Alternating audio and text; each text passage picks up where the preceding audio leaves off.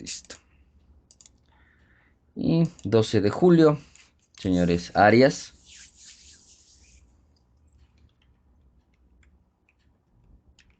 Vaya. Presente. Carrera. Carrión. Chungandro. Correa. Presente. De Castro.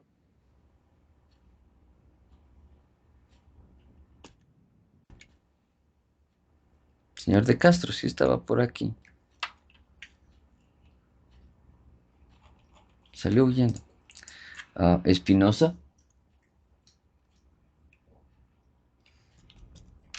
Fuertes.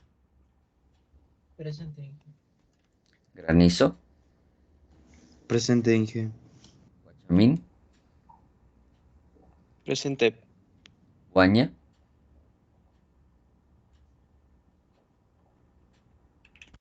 Wingla.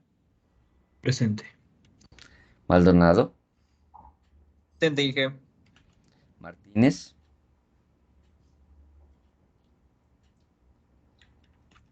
Moyano. Presente. Narváez. Presente, Inge. Padilla. Presente, Inge. Buenos días. Buenos días. Pilco. Presente, Inge. Pistala. Rivera. Presente, Inge. Sánchez. Sosa. Torres. Presente, Inge. Buenos días.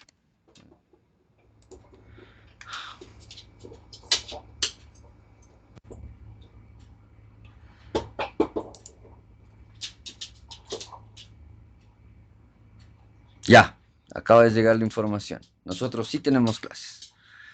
¿Sí? Bien. ¿Tú qué eres? Y dilema. Presente, Inge. Buenos días. Buenos días. Bien. Tenemos esto. Listo. Entonces, hemos visto ejercicios RLC en paralelo, RLC en serie. Vamos a hacer un ejercicio que sea justamente una mezcla, un poco una mezcla de ambos. Como para dejar un poco más o menos claro qué es lo que estamos tratando de conseguir. ¿Sí? Vamos a hacer un ejercicio pequeño rápidamente y luego nos vamos a aprender cosas nuevas. ¿Sí? Este ejercicio, obviamente, lo que tenemos es un valor, pero sí ha de valer que vean lo que estoy haciendo. Listo. Entonces, en este ejercicio que tenemos, está justamente señalado qué es lo que tenemos que hacer o cómo es que tenemos que analizar este tipo de ejercicios. ¿Ok? La idea es que siempre todos estos elementos, sean capacitores, resistores, inductores, presentan una reactancia. ¿Sí? La reactancia de la resistencia es simplemente la resistencia, no tenemos a dónde irnos, mientras que las reactancias del capacitor y las reactancias del inductor sí están en función de las características propias de la fuente, etcétera, pero siguen expresándose como ohmios, es decir, al final yo tengo que sí considerar el ángulo, considerar la fase, pero al final de cuentas yo tengo que seguir trabajando en este ejercicio como si estuviera generando ejercicios que sean en serie o en paralelo en función de la característica del elemento. Entonces, ¿cómo procederíamos con este ejercicio? Que al final es una consideración. Entonces, ¿qué es lo que primero tendríamos que tener? Nos damos cuenta que yo tengo dos tipos de cargas. Una carga en serie, que es la Z1, y una carga en paralelo que es la Z2. La Z2 es una resistencia en paralelo con un capacitor, la Z1 es una resistencia en paralelo con un inductor. Ambos, como ya hemos visto en los últimos ejercicios que hemos realizado, ya están puestos en forma de reactancia capacitiva o de reactancia inductiva. Entonces, ¿sí? Tal como yo lo veo aquí, yo me doy cuenta de que ya tengo valores específicos. Por ejemplo, la resistencia en serie es la suma de las resistencias. O la resistencia o la suma de todo aquello que se oponga al paso de la corriente en serie es la suma directa de estos elementos que se oponen al paso de la corriente. Entonces, Z1 vendría a ser un K ohmio más 500 ohmios, pero este más 500 ohmios es J. ¿Por qué? Porque obviamente es un inductor, ¿sí? Entonces, a partir de aquí podemos sacar cuánto es el valor. Entonces, el módulo es igual a la raíz cuadrada de 1000 al cuadrado más 500 al cuadrado. El ángulo, esto vamos a ver cuánto es. El ángulo es... Se ve horrible ese sello de ángulo. El ángulo va a ser igual a más tangente a la menos 1 de el valor J sobre el valor sin J. ¿Por qué más? Porque obviamente es un inductor y hemos hablado de esto. Entonces esto es igual a ¿qué? Vamos a la calculadora. 1000 al cuadrado más 500 al cuadrado es 1.250.000. La raíz cuadrada de 1.250.000 es 1118.034. Entonces, 1118.0334. 0334 es o 034. 034. 034 ohmios. El ángulo es 500 dividido para 1000. Y a este valor le saco la tangente a la menos 1 y es 26,57. Es igual a 26,57 grados. ¿Ok? Entonces, tengo el cálculo de cuánto vale Z1. ¿Cómo hago el cálculo para determinar Z2? Z2, nosotros tenemos que darnos cuenta aquí un par de cosas. Y es que esto está en paralelo. ¿Ok? En forma polar, ¿sí?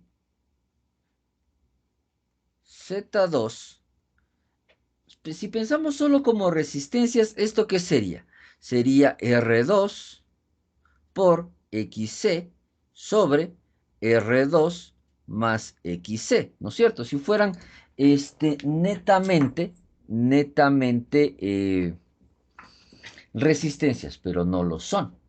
¿Por qué? Porque no olvidemos que este XC incluye un J. Y como este XC incluye un J, yo tengo que tomar en cuenta esa J para poder determinar qué es lo que está sucediendo. Entonces, el ángulo va a ser igual. ¿Sí? El ángulo va a ser igual. Ya sabemos. Y por las fórmulas que nosotros hemos visto ya también sabemos cómo hacer el cálculo de estas consideraciones en paralelo.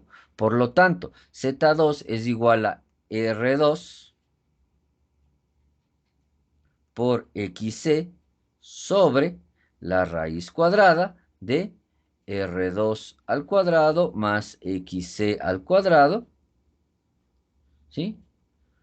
Este es el módulo. Y el ángulo que yo tengo que determinar es menos, porque es capacitivo, la tangente a la menos 1 de el valor capacitivo, que en este caso sería 500, sobre el valor que sería 1000. ¿Sí?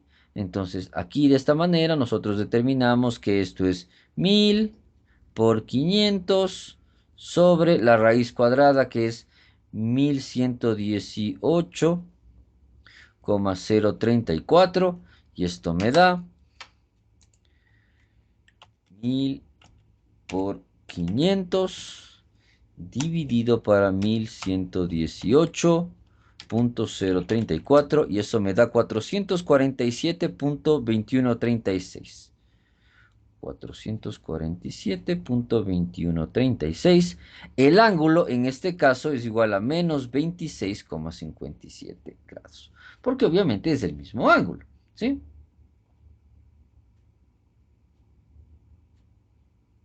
No, no es el mismo ángulo. Estoy haciendo al revés, ¿sí?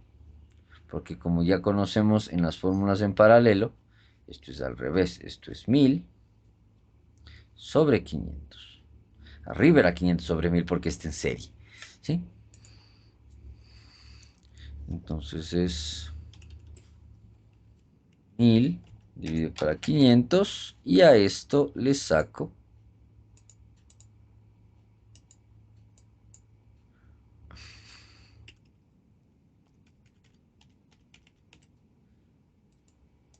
es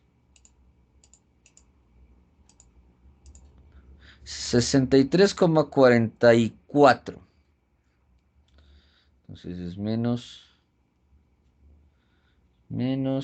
63,44 grados.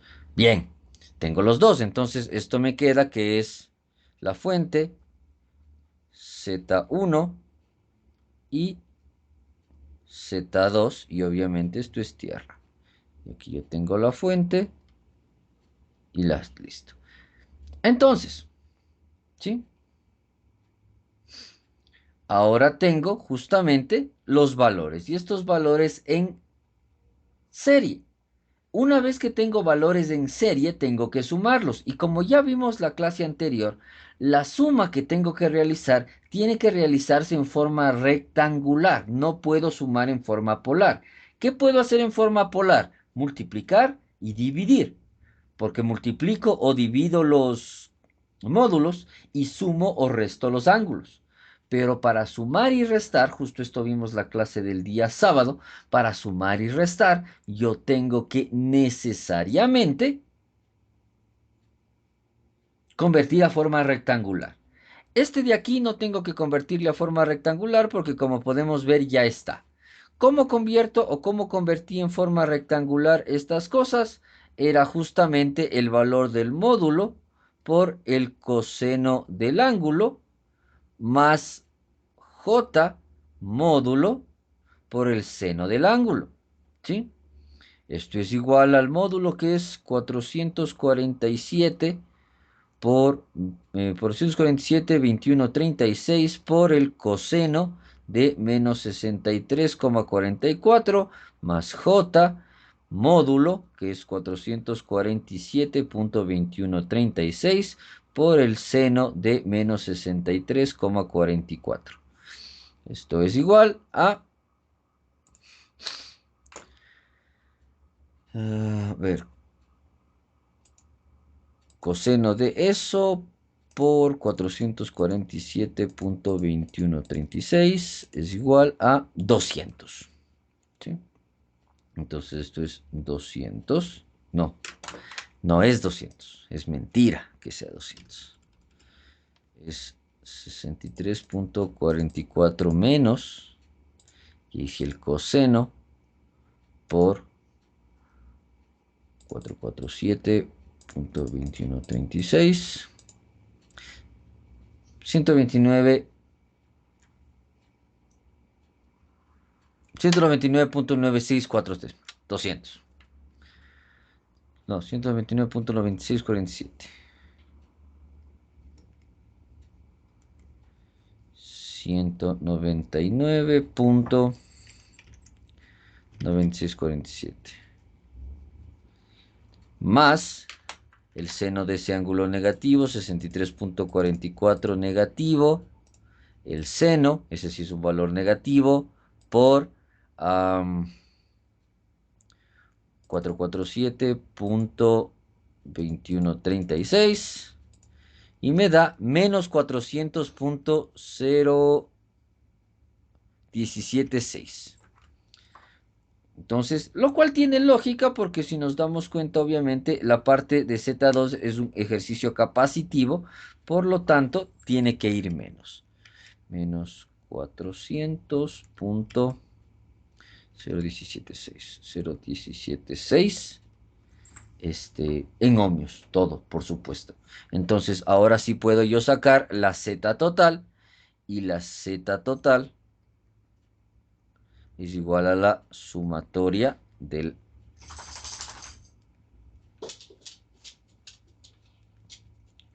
es igual a la sumatoria de Z, lo que es igual a era 1000 más J500 más 199.9647 menos J 400.0176, ¿sí?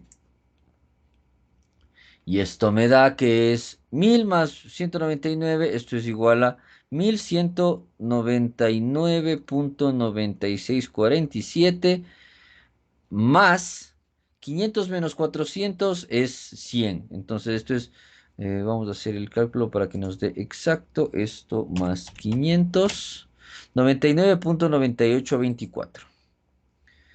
99J.9824 en ohmios. Entonces nos damos cuenta que este ejercicio o que este resultado de ejercicio es un ejercicio inductivo, ¿sí? Porque al final la suma de todo el, me da un valor positivo. Bien, entonces ahora vamos a hacer esto polar.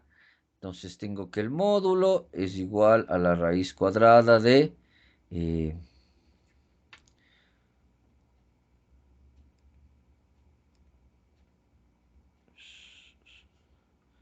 1199.96. La pregunta que ustedes se tienen que estar haciendo ahorita y que a ratos yo me hago también es ¿por qué no pongo directamente 1200? Porque podría ponerlo 1200 y aquí podría poner 100 tranquilamente, ¿sí?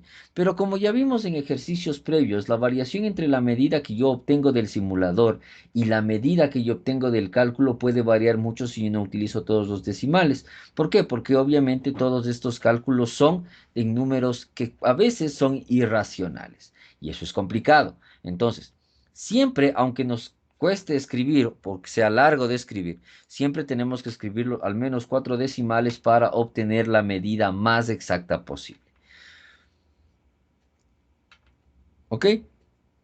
Bien, entonces esto es... yo sé que no están viendo la calculadora, pero están viendo los resultados. Al final es 1199.9647 al cuadrado más 99.9824 al cuadrado. Esto es igual a esto. La raíz cuadrada de esto es 1204.1228. 1204.1228.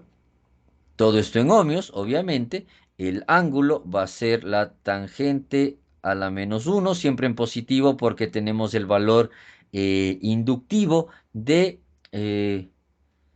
99.9824 sobre 1199.9647. Esto es igual a 99.9824 dividido para 1199.9647.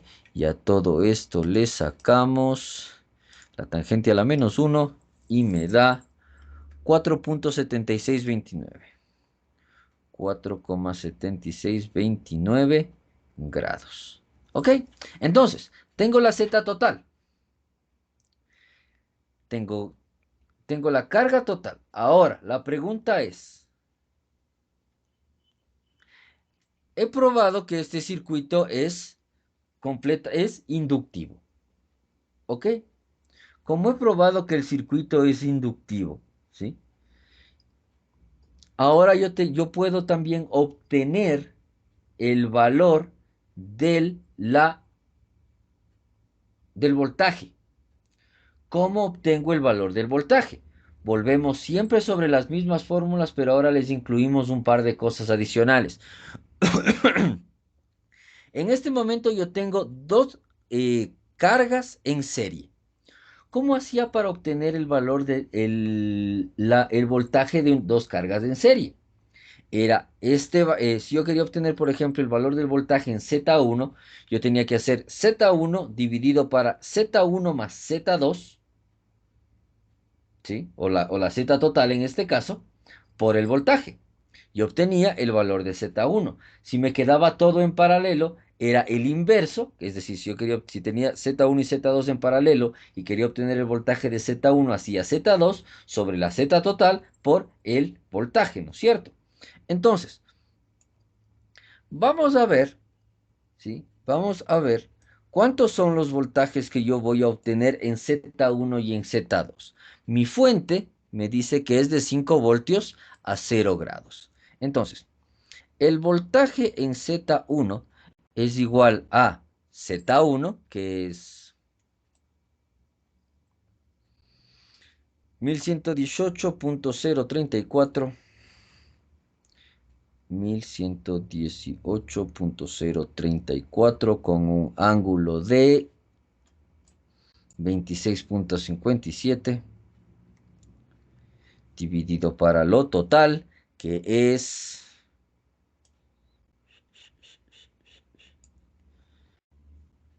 1204.1228 con un ángulo de 4,7629 y todo esto multiplicado por 5 voltios.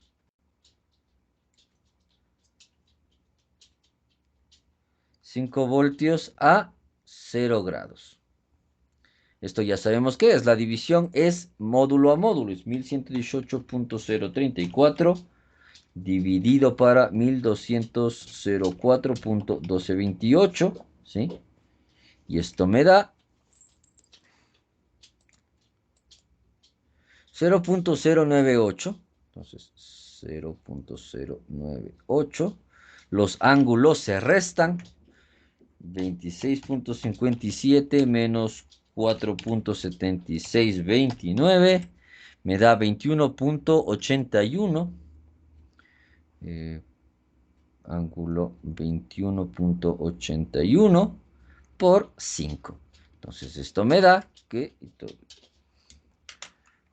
0.098 por 5 me da 0.49. 0,49.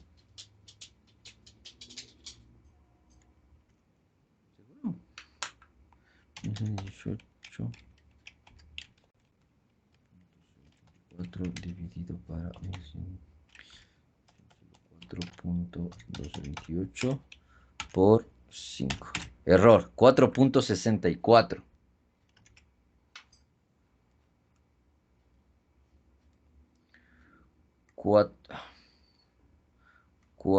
Carambas. 4,6425 voltios con un ángulo de... ¿Cuánto es el ángulo? 21,81. 21,81. Bien, ese es el voltaje del Z1. Ahora vamos a hacer el voltaje del Z2, porque quiero que veamos una cosa, y esto es bien importante, y esto es algo que no notamos en circuitos resistivos, pero que tenemos que notar en circuitos de este tipo. El voltaje del Z2 es exactamente el mismo, es... El voltaje, ¿cuánto era Z2? Z2 era 447,2136 con un ángulo de menos 63.44, porque esa es la parte capacitiva, sobre 1204.1228 con un ángulo de 4,7629. Y esto obviamente por 5 voltios a 0 grados. Entonces, Esto es igual a 447.2136 dividido para 1204.1228.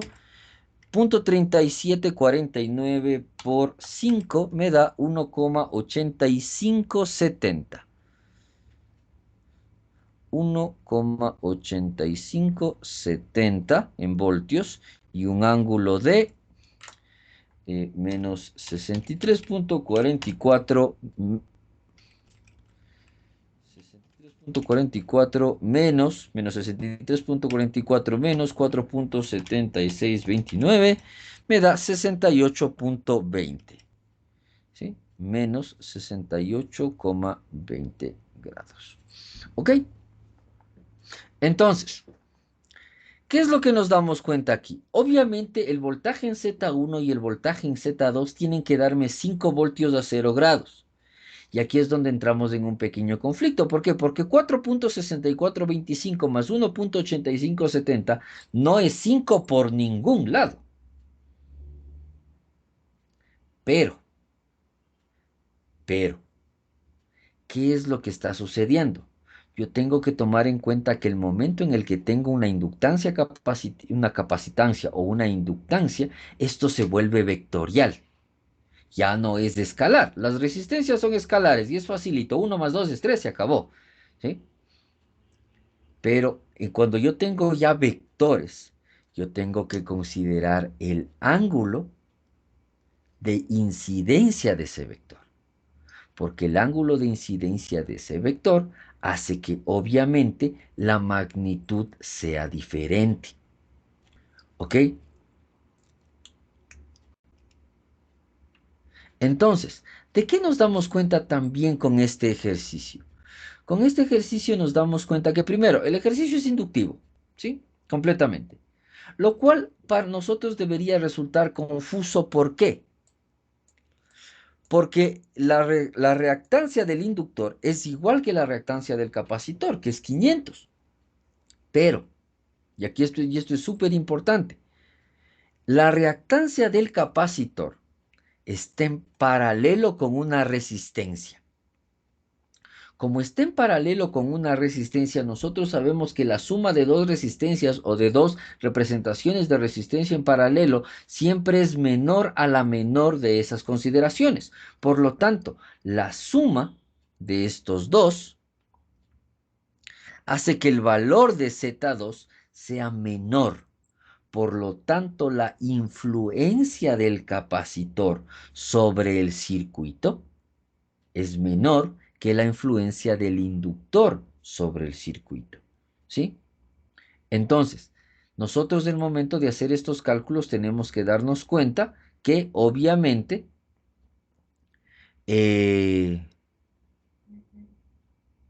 cómo está estructurado el circuito, y qué puedo obtener de él. Les mandé a consultar que eran resonancias. Sí, ¿no es cierto? Como teoría, no tanto como ejercicio, sino como teoría. Eso no les dije cuándo me iban a entregar esa consulta.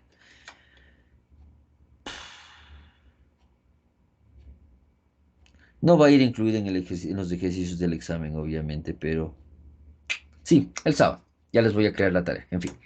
Entonces, si ya pudieron revisar un poquito de qué es resonancia, ¿sí? Nos damos cuenta de que este ejercicio no está en resonancia. ¿Por qué?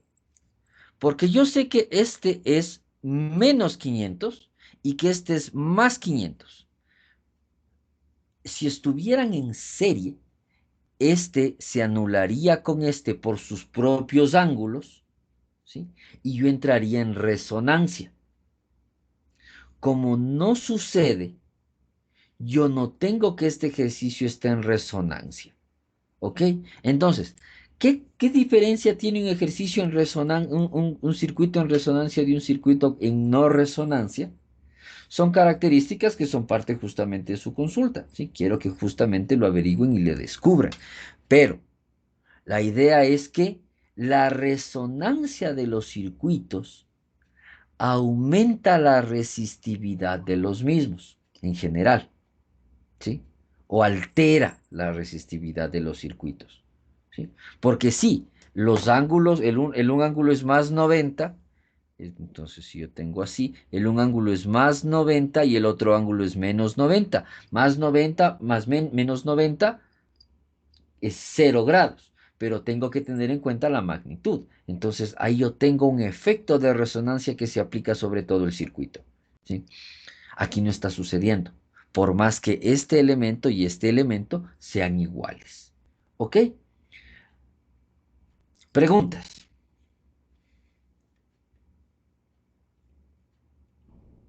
Preguntas. Todos estos circuitos también son susceptibles de ser calculado el voltaje de Thevenin y la resistencia de Thevenin, ¿sí? Entonces, ¿cómo yo calcularía el voltaje de Thevenin? ¿A quién se le ocurre? De un circuito cualquiera.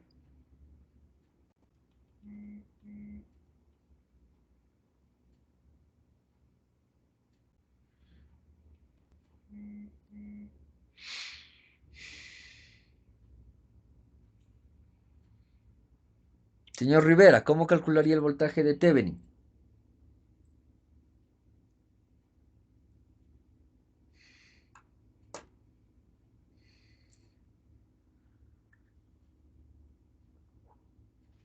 No estoy seguro si en este caso tendría que igualmente hacerle por partes, porque o sea, en el circuito de Thevenin omitimos tanto el...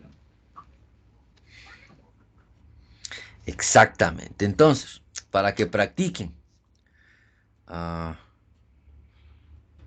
ya nos llegó el, el, el, el mailcito. Vote aquí. Yo voto como estudiante, igual que ustedes. Ah, entonces, de deber, vamos a practicar. ¿Ok?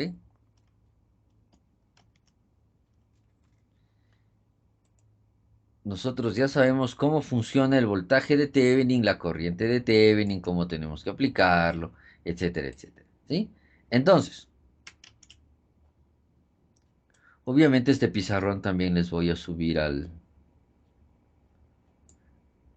Teams para que lo puedan ver.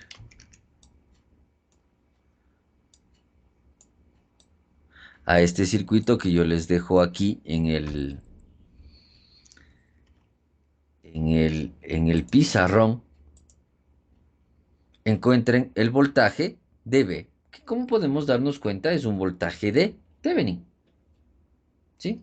Tengo una resistencia en paralelo, tengo una resonancia, perdón, tengo una inductancia, tengo dos capacitancias, tengo otra resistencia, tengo puntos similares, etcétera, etcétera. Entonces tendría que ir haciendo divisores de voltaje, divisores de corriente, etcétera, etcétera. Para que nos ayudemos con estos ejercicios, voy a darles unas pequeñas fórmulas, ¿sí?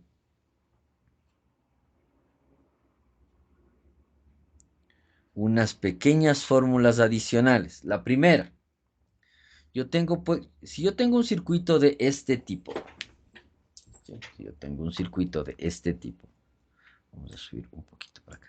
Si yo tengo un circuito de este tipo, ¿sí? Tengo un borne, otro borne,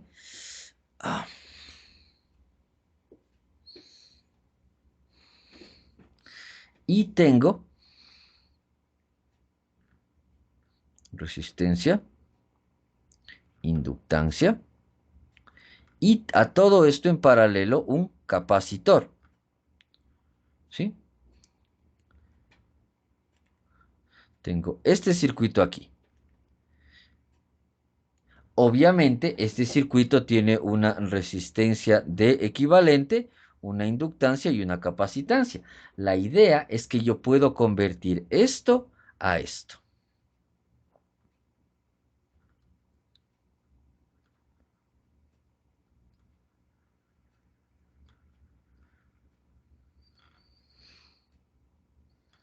Así, no con los mismos valores. Entonces, esta va a ser mi resistencia equivalente y esta va a ser mi inductancia equivalente. ¿Ok? Entonces, la inductancia equivalente va a ser igual a ¿qué? A los valores de Q al cuadrado más 1 sobre Q cuadrado, ¿sí? Y la resistencia equivalente va a ser igual a la resistencia del elemento, ¿sí? La resistencia de X, por Q cuadrado más 1. La pregunta, ¿qué es Q? Q es igual siempre para este tipo de circuitos, es decir, tengo esto en serie, quiero convertirlo en paralelo. Q es la resistencia X sobre, perdón, al revés, es la reactancia inductiva sobre Rx. ¿Sí? Y con estas fórmulas yo convierto, si tengo una resistencia y un inductor en serie, los convierto en un inductor y una resistencia en paralelo. ¿Sí?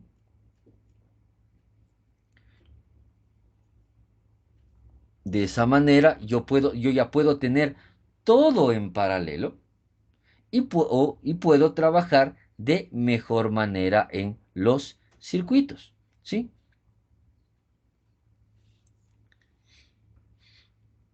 Con eso nosotros ya tenemos una mejor forma de trabajar con los elementos. ¿Por qué puedo hacer? ¿Por qué puedo hacer esto con los circuitos de resistencia e inductor, pero no con los ejercicios de capacitor?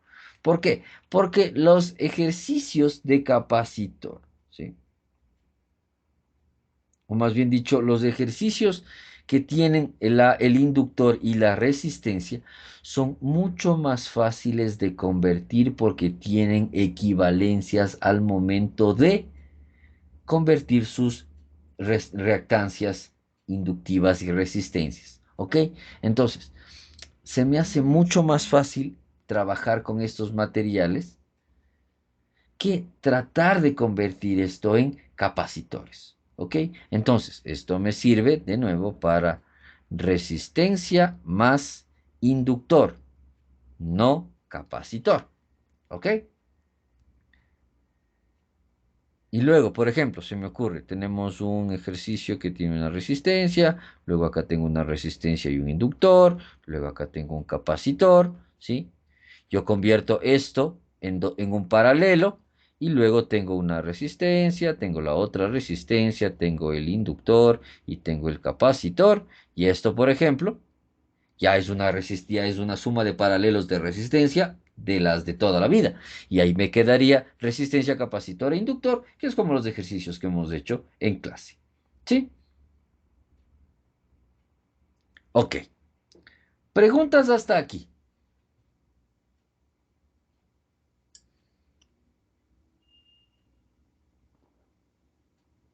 Bien. Vamos entonces a continuar. No se olviden, por favor, este deber les va a servir para practicar. Entonces, este ejercicio es para el día jueves. ¿Sí? Como les digo, este ejercicio como tal, así como está, no va a entrar en el examen, pero necesito que tengan que practiquen la parte matemática, de analizar cómo va el circuito, de analizar Thevenin, ese tipo de cosas. ¿Ok? Bien. Preguntas hasta aquí, circuitos RLC. Inge, disculpe, ¿hasta Ujú. dónde iría el examen? O sea, ¿hasta qué parte? El examen iría hasta...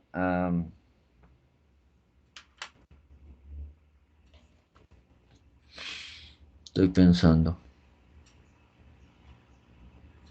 Hasta la clase del día sábado.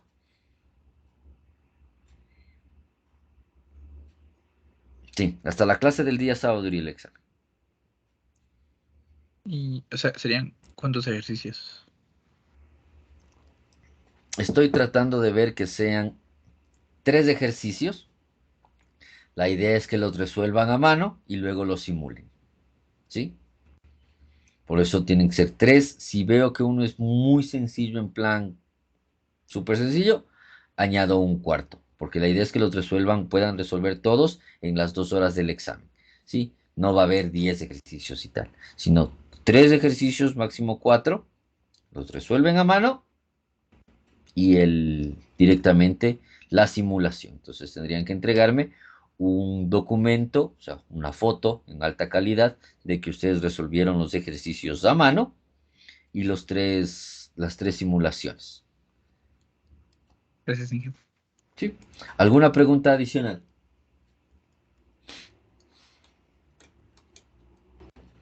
Sí. En todo caso, si les pueden decir a sus compañeros, am, el permiso para pregrado solo es para profesores titulares. Del resto de clases, sí hay. ¿Ok?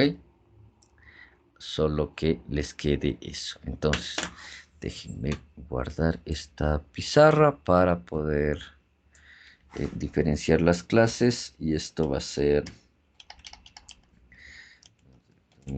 4. Sí, sí.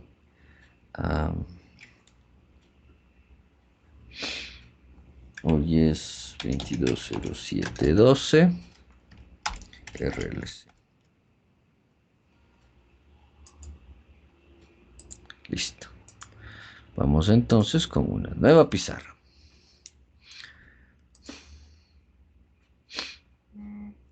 Porque hasta ahora nosotros conocemos dos tipos de elementos. Los conductores de la electricidad, que me sirven para llevar energía de un lugar a otro, que se genera, nosotros ya sabemos, lo hemos visto un poco hasta el cansancio, induzco energía, esta energía induce una diferencia de potencial, esta diferencia de potencial hace que se muevan los electrones en un sentido, en ese sentido se genera lo que llamamos corriente, ¿ok? Y luego tengo los aislantes, que me impiden el paso de la corriente y que determinados aislantes me sirven para contener, entre comillas, nosotros ya sabemos que no es así, pero podemos utilizar ese concepto como para contener el campo de energía entre dos placas en un capacitor. Perfecto.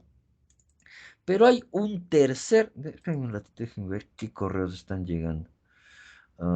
Participante 1. A ver, correo para subdecano.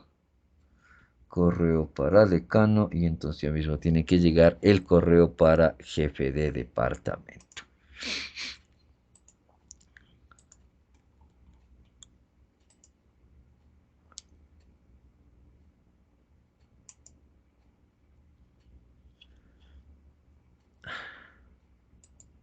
Ya, bien.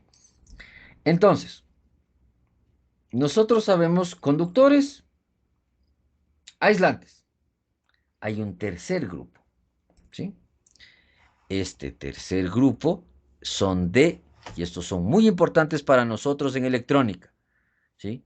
Y obviamente en computación, porque sin la parte de la electrónica de la computación no podemos hacer memorias y sin memorias no podemos hacer punteros y sin punteros no podemos hacer calculadoras, ¿sí? Entonces, ¿cuál es este? El semiconductor.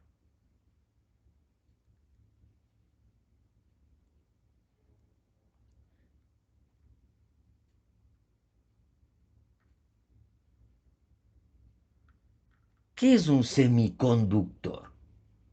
Un semiconductor es un elemento que en determinadas circunstancias actúa como un conductor, ¿ok? En determinadas circunstancias. Se llama semiconductor porque está a medio camino entre el aislante y el conductor, siempre desde el punto de vista del paso de la corriente. ¿Sí? Siempre desde el punto de vista del paso de la corriente.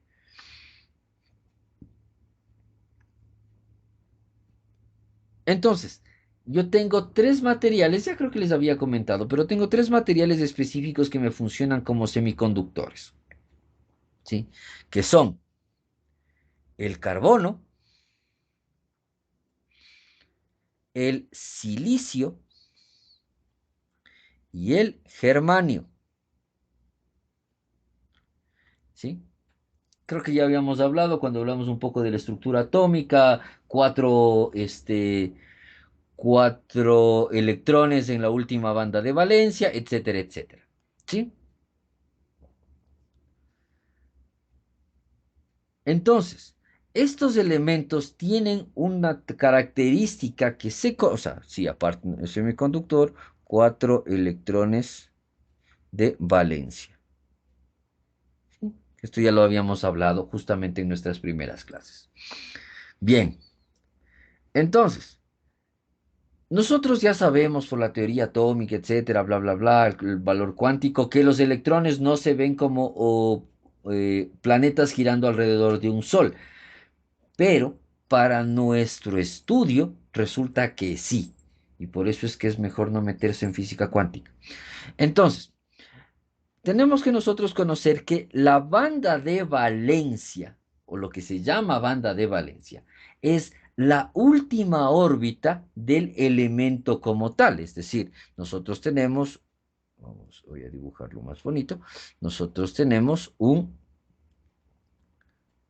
núcleo.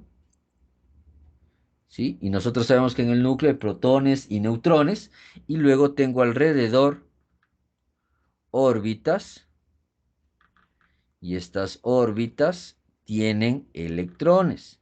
A estas órbitas que tienen electrones se les conoce como bandas de valencia o bandas de energía, ya sabemos eso. Entonces, es mucho más fácil sacar un electrón de una banda de valencia superior que de una banda de valencia intermedia. Es decir, para mí es mucho más fácil, en términos de energía, mover este electrón que mover este de acá. ¿Sí? Ponerlo en rojo. Este es más difícil. ¿Por qué? Porque requiero mucha más energía. ¿Sí? Entonces, ¿cómo yo estructuro, ¿sí? ¿Cómo yo estructuro esta generación? O más bien dicho, ¿cómo yo estructuro la idea del conductor, del semiconductor y del aislante en función de las bandas de valencia? ¿Sí? Yo tengo que de tres campos, voy a dibujarlo así. Este es mi valor de energía. ¿Sí? Este es mi valor de energía. Y tengo tres caracterizaciones. La parte más baja de la energía o la parte más baja del espectro de energía se utiliza para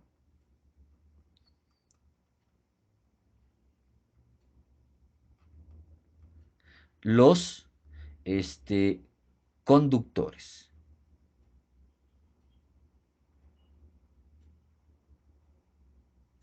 Este es para semiconductores. Y este es para aislantes. Entonces, ¿cuál es la diferencia? La diferencia que yo tengo es que entre banda de valencia, ¿sí? Que estaría aquí, valencia, y la banda de conducción, que estaría acá, para el aislante, la conducción, hay un espacio intermedio que no puede ser utilizado. Este espacio intermedio que no puede ser utilizado se conoce como banda prohibida. ¿Sí? Recapitulemos.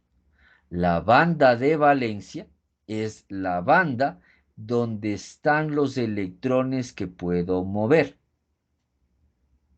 ¿Sí? Cuando consigo darle energía al electrón que está en la banda de valencia, este electrón se mueve al espacio de conducción. ¿Sí? La distancia que hay energéticamente entre la banda de valencia y la banda de conducción se conoce como banda prohibida. Y la banda prohibida, ¿sí?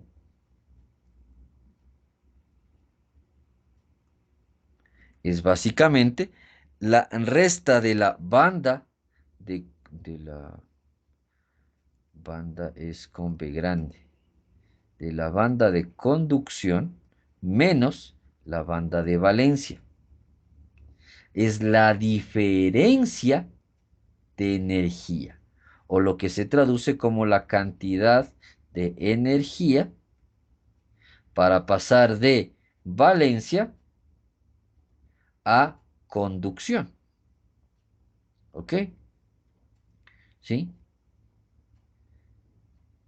Entonces, la banda de energía entre valencia y conducción para los aislantes, esto es aislante, es muy grande. La banda de valencia, esto siempre va a ser aquí conductor. ¿Sí? Esto siempre va a ser semiconductor y conductor. Esta siempre va a ser la banda de valencia y la banda de valencia. Para el semiconductor hay una cantidad de energía intermedia como banda prohibida. Y para el conductor, la banda prohibida y la banda de conducción son casi la misma banda. Es decir, completamente obvio. El conductor necesita muchísima menos energía para pasar un electrón de la banda de valencia a la banda de conducción, es decir, para moverlo a través del medio. El cobre es exactamente lo que hace. Tiene una nube de electrones, yo pongo una diferencia de potencial, los electrones se mueven. Facilito. Cobre. El semiconductor tiene una banda prohibida superior, es decir, yo necesito más energía para que esos electrones se muevan, el silicio. Y luego tengo el aislante que yo necesito muchísima más energía para mover esos electrones. Y nosotros ya sabemos que el aislante es justamente el aislante porque la cantidad de energía necesaria para mover los electrones del aislante es superior a la cantidad de energía necesaria para fundir el material. Entonces el material se destroza antes de convertirse en conductor. Por lo tanto, nunca va a ser conductor porque las diferencias de energía funcionan de esa manera. ¿Sí? Entonces, podemos nosotros notar que justamente la idea del semiconductor es que en determinadas condiciones permite el paso de la corriente. Este paso de la corriente no es tan fácil como el paso de la corriente sobre un conductor, pero me genera otras propiedades. ¿Ok? ¿A qué me refiero con que me genera otras propiedades?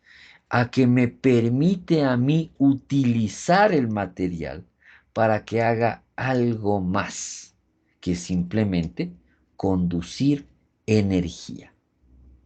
Hasta aquí alguna pregunta, ¿sí? Es un recorderis de algo que ya habíamos visto.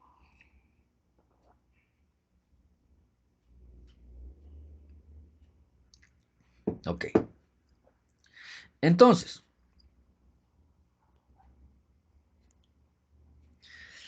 algo que nos predice la teoría atómica del siglo pasado y que la teoría de la física cuántica dice que sí, pero, y nosotros nos hacemos los locos de la parte del pero, es que los electrones existen en determinadas zonas de energía, ¿ok? Nosotros los llamamos bandas de valencia. En ese sentido, ¿sí? Nosotros nos damos cuenta que en función de esta energía tenemos todo este trabajo, pero ¿cómo se ve todo esto a nivel del silicio? ¿Qué es lo que nos interesa? Entonces, a nivel del silicio, nosotros tenemos que, yo tengo el núcleo del silicio, ¿sí? Protones y neutrones. Y tengo los valores de energía. Energía. El silicio tiene 3 bandas, más la banda de conducción.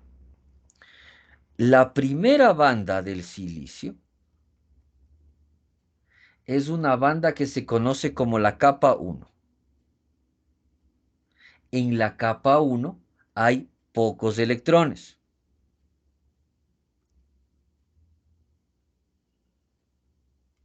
¿Sí? La capa 1. Luego tengo la capa 2.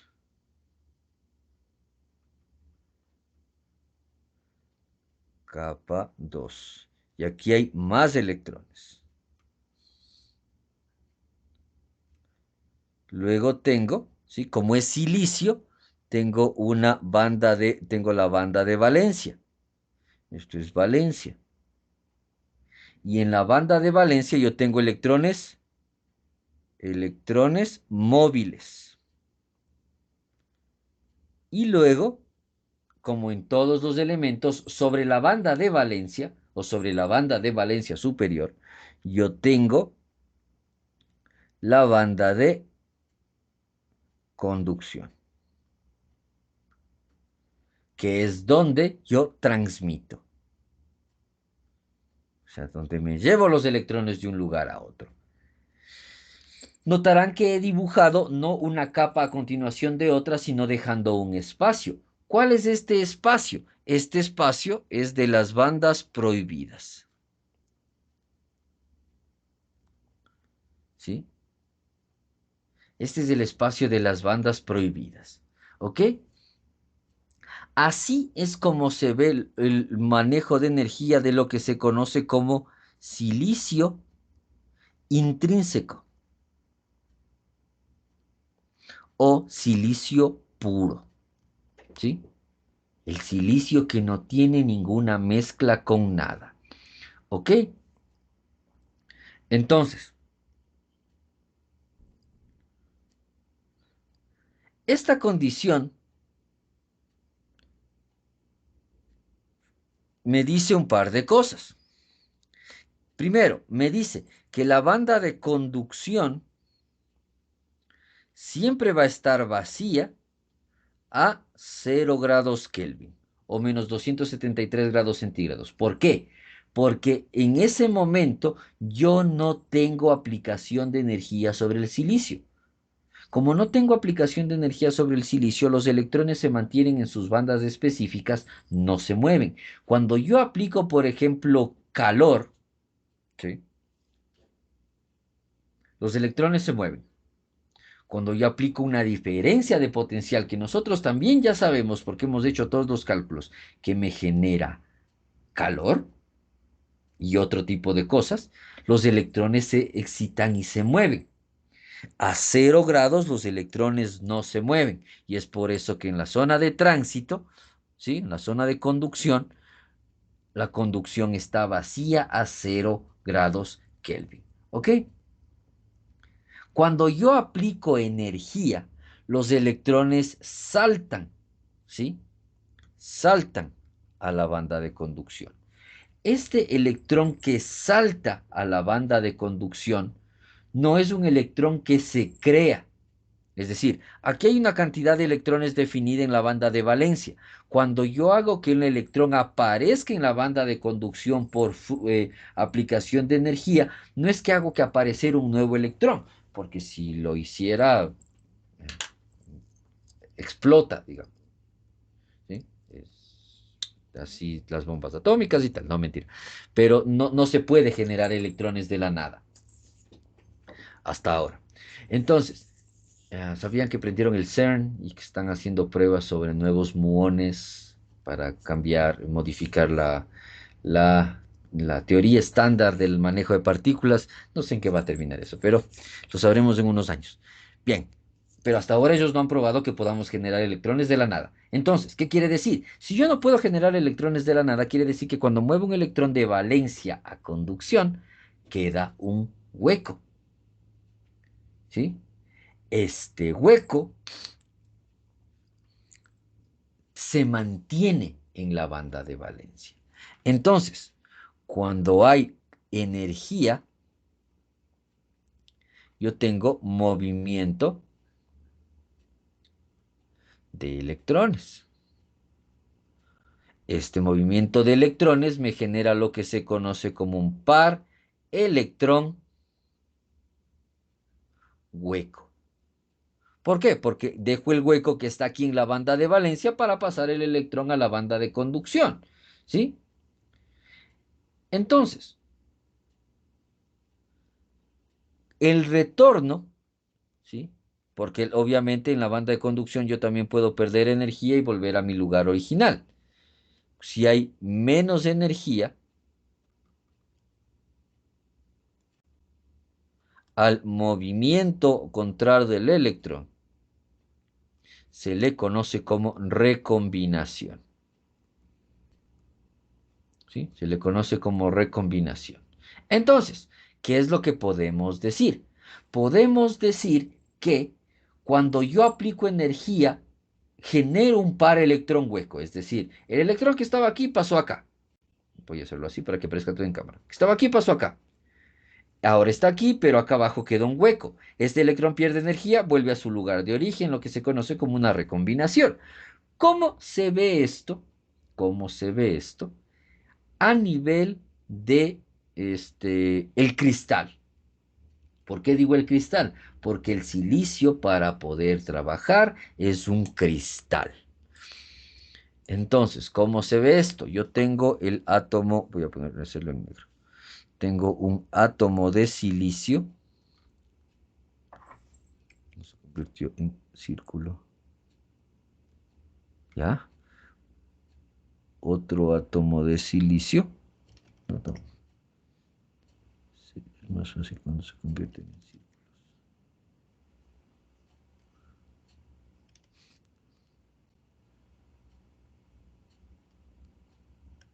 Ah, no se quiere convertir en círculo. Bueno, ya.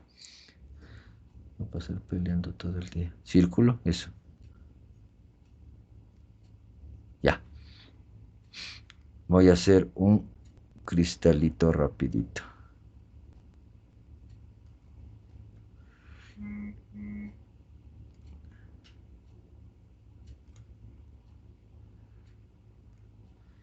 Ah, qué facilito que salió el último. Bien, entonces, todo estos son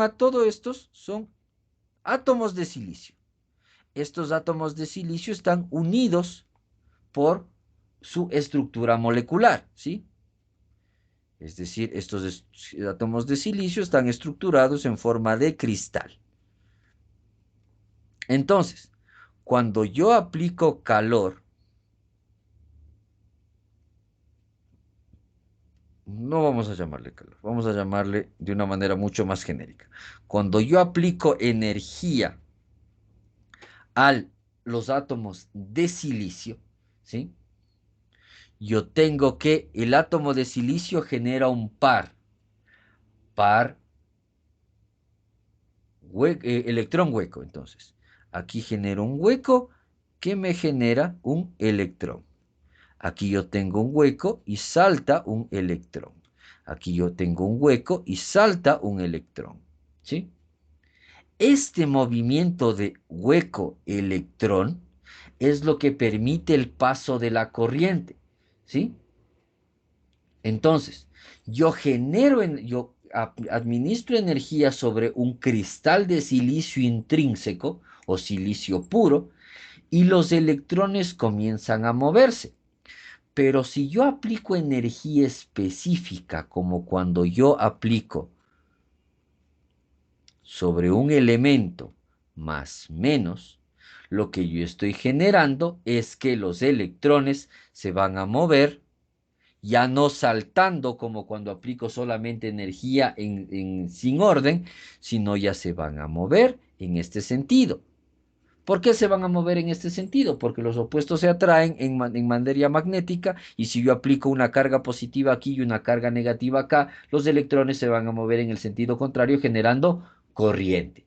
¿No es cierto? Todo eso nosotros ya sabemos. ¿Sí?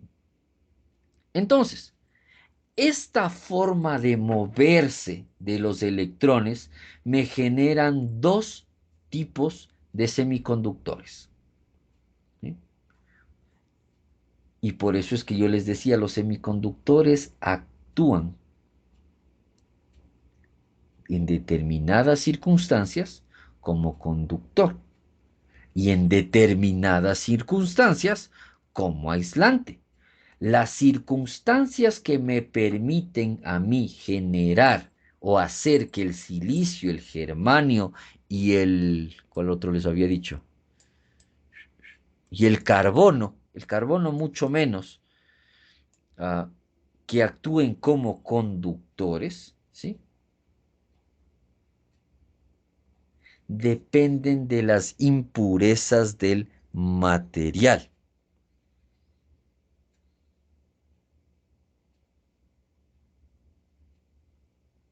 ¿Sí? Entonces, voy a escribirlo. Para que quede escrito, las circunstancias que generan, las circunstancias que generan el paso de la corriente se conocen como dopado. Y este dopado no es otra cosa que el proceso de agregar impurezas con Z. La impurezas al material. ¿A qué me refiero con impurezas? ¿Sí? Al mismo proceso que hace que el agua transmite electricidad. El agua pura, H2O, no transmite electricidad. ¿Qué es lo que transmite la electricidad? Los materiales, la sal, los minerales, etcétera, etcétera, que están en el agua. ¿Sí?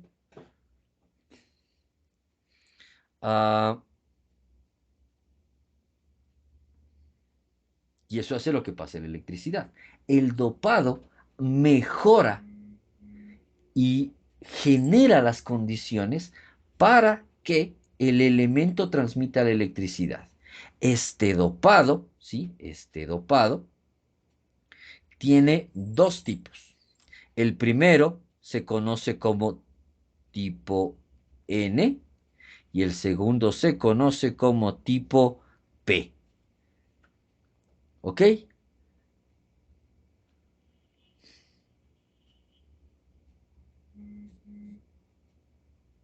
Preguntas hasta aquí.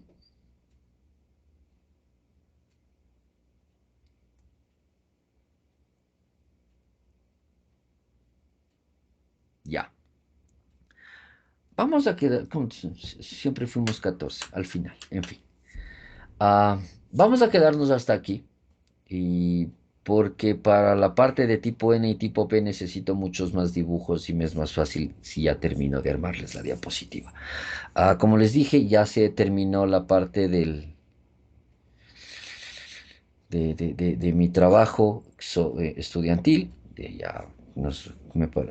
Si quieren ver cómo me golpean un grupo de personas extranjeras acerca de mi tema de tesis, todo está en la página de la FIS, es bien interesante. Ah, entonces, eh, el día jueves tenemos el examen. El día sábado, a ver, pregunta. Ya no les debo más horas, ¿no es cierto?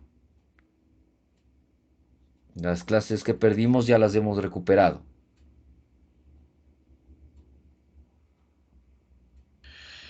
Eh, o sea, la que perdimos el jueves, no. Por lo del.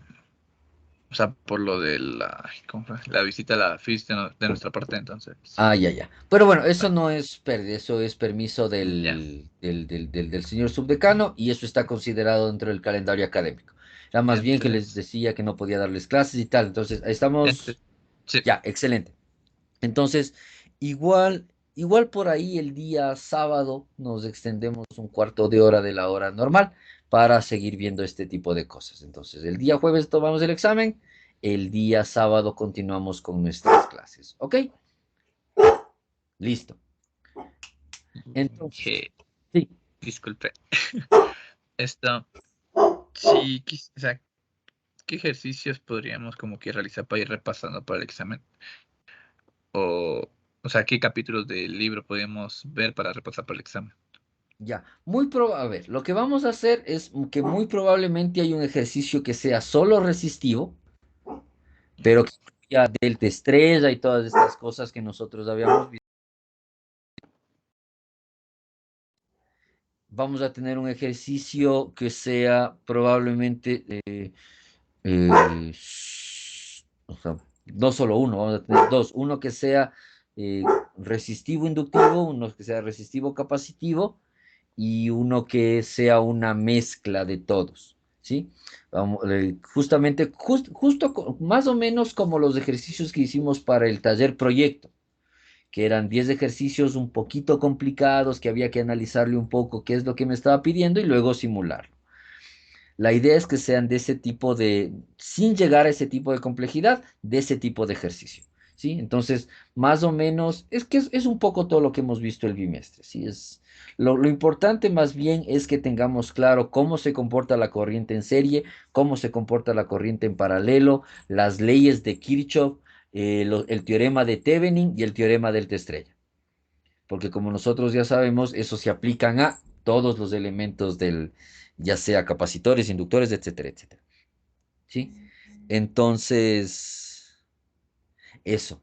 Básicamente, o sea, si tenemos clara la teoría, que nos hemos enfocado mucho en dejarla bastante clara, es va a ser mucho más fácil resolver el examen. Por eso también no quiero poner muchos ejercicios, porque quiero que los simulen. Y la simulación, como nosotros hemos visto siempre, es que ponga el solver, que ponga la resistencia, que ponga tantas cosas, que se vea bonito, etcétera. Eso toma tiempo.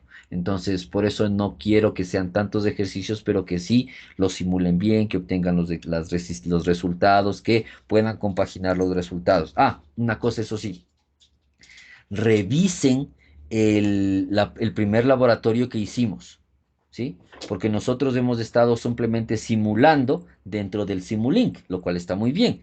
Pero para el examen, yo quiero que me muestren los valores de los ploteados como variables del MATLAB, ¿sí? Entonces, todo eso ya lo hicimos, está en la primera práctica, ¿ok? Entonces, por favor, revisen la primera práctica. ¿Sí? Entonces, eso digo, ya lo hicimos. Por ahí nos falta un poquito más de hacer ese ejercicio, pero como les digo, no es difícil. Simplemente es poner otro modulito que hace que las variables se pasen al MATLAB y desde el MATLAB poner el código que pusimos en el MATLAB en la primera práctica para poderlos ver a los dibujos, ¿sí? Entonces, revise también la primera práctica, o sea, revisen los conceptos, revisen los ejercicios que hicimos para el taller proyecto, revisen la primera práctica de laboratorio. Con eso estarían más que bien capacitados para resolver los ejercicios del examen. Yep. ¿Qué haces, Inge? Listo. Entonces, preguntas adicionales. Si no hay más preguntas, por favor estudien. El día jueves no vamos a abrir la sesión de Teams, obviamente, sino yo les voy a poner la tarea en el Teams para que ahí mismo carguen el resultado de su examen. Obviamente va a ser un archivito donde me muestren cómo hicieron todo a mano. Sí, ahorita sí no les pido que lo hagan en computadora, sino todo a mano y los ejercicios de las simulaciones en un archivito RAR. ¿Ok? Listo. Si no hay más preguntas, por favor estudien. No está difícil. Nos vemos el día sábado y listos para el día jueves. Que tengan una buena. Gracias, Inge. Igualmente, hasta luego. Hasta Gracias, luego. Inge. Hasta luego.